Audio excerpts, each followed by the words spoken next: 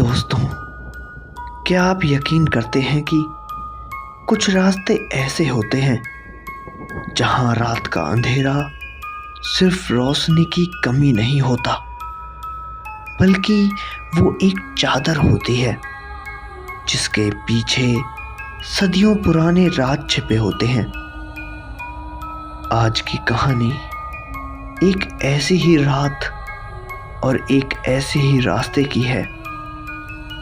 एक ऐसी चेतावनी जिसे अगर आपने नजरअंदाज किया तो शायद वो आपकी जिंदगी की आखिरी गलती होगी। यह बात है 10वीं शताब्दी की। एक ऐसा दौर जब तंत्र मंत्र और कारी शक्तियों का बोलबाला था।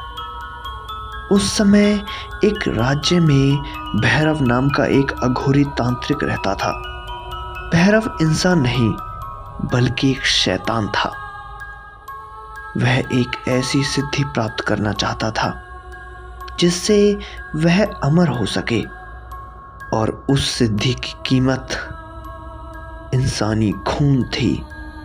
हर अमावस की रात भैरव निर्दोष राहगीरों को पकड़ता और एक गुप्त गुफा में ले जाकर उनकी बलि चढ़ा देता। वह बेरहमी से उनके सर धड़ से अलग कर देता था और उस ताजे खून को एक राक्षस की मूर्ति पर चढ़ाकर खुद पी जाता था। पूरे राज्य में दहशत फैल गई। जब यह बात वहां के राजा तक पहुंची तो उन्होंने सेना भेजकर उस गुफा को घेर लिया। राजा ने आदेश दिया, इस पापी का अंत उसी तरह होगा जैसे यह दूसरों को मारता था। उसी रात भैरव तांत्रिक का सर तलवार से एक ही वार में अलग कर दिया गया। लेकिन मरने से ठीक पहले उस तांत्रिक ने अपनी आखिरी सांसों के साथ एक भयानक श्राप दिया। उसकी कटी हुई गर्दन से खून के फव्वारे छूट रहे थे और कटा हुआ सर जमीन पर पड़ा मुस्कुरा रहा था। राजा ने डरकर उस तांत्रिक के धड़ को जला दिया और उसके कटे हुए सर को जंगल के बीचों बीच जमीन में गहरा दफन कर दिया। उन्हें लगा कि बुराई का अंत हो गया, लेकिन वे गलत थे। सदियां बीत गईं, शहर बस गए, रास्ते पक्के हो गए, लेकिन उस जंगल का वो हिस्सा आज भी वैसा ही वीरान था। आज रात रोहन उसी रास्ते पर फंस गया था। उसकी बाइक खराब हो चुकी थी। मोबाइल में नेटवर्क नहीं था। चारों तरफ सिर्फ झींगुरों की आवाज और गहरा अंधेरा था। रोहन ने पैदल चलने का फैसला किया। जैसे जैसे वह आगे बढ़ रहा था, उसे महसूस हुआ कि हवा का रुख बदल रहा है। वहां एक अजीब सी सड़ी हुई बदबू फैल रही है, जैसे पुराने खून की गंध हो। तभी उसे लगा कि उसके पीछे हवा में कुछ तैर रहा है। उसने देखा, कोहरे के बीच जमीन से करीब 5 फुट ऊपर एक धुंधली सी चीज हवा में झूल रही थी। रोहन की सांसें अटक गईं। वह तेज कदमों से चलने लगा। तभी उस सन्नाटे को चीरती हुई एक आवाज आई। एक ऐसी आवाज जो किसी इंसान की नहीं लग रही थी, बल्कि जैसे सूखे पत्तों के रगड़ने से निकल रही हो। रोहन के कदम रुक गए। उसका पूरा शरीर कांपने लगा। उसे अपने बड़ों की कही हुई बात याद आई, इस रास्ते पर पीछे मुड़कर मत देखना। कुछ देर बाद आवाज फिर आई, इस बार बिल्कुल उसके कान के पास।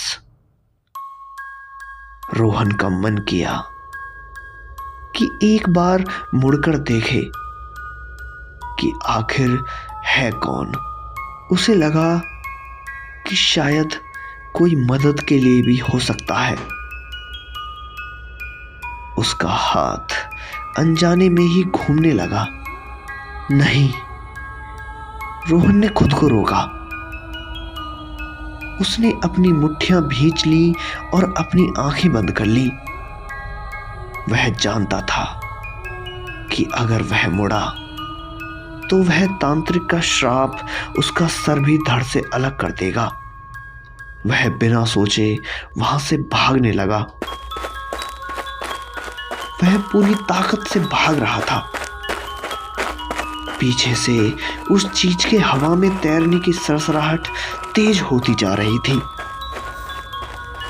वह चीज अब उसके बिल्कुल करीब थी। उसकी ठंडी सांसें रोहन अपनी गर्दन पर महसूस कर सकता था। आखिरकार उसे सामने सड़क पर एक ढाबे की रोशनी दिखाई दी। वह लड़खड़ाते हुए ढाबे के सामने आकर गिर पड़ा। ढाबे पर एक बूढ़ा चौकीदार बैठा था। उसने रोहन को पानी दिया और पूछा, क्या हुआ बेटा?